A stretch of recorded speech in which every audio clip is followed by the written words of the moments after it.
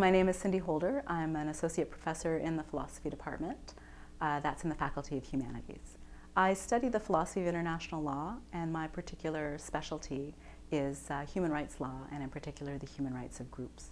I do a lot of conceptual analysis. I look at how we describe things like the criminal law system or things like a human right. And when I look at how we describe them, I'm interested in how it is that that's structuring the way we use them.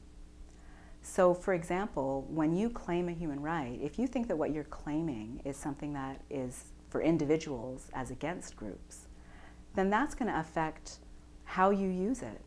I think one very practical question that is directly impacted by the research I do here in Canada is the question of how we should respond to the residential schools.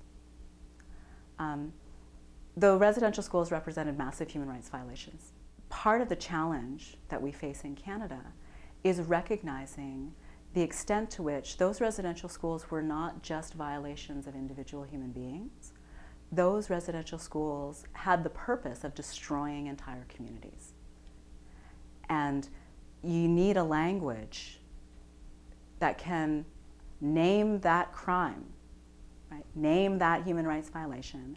And the only way to develop that language is to develop a way of talking about groups having human rights and the human rights of groups.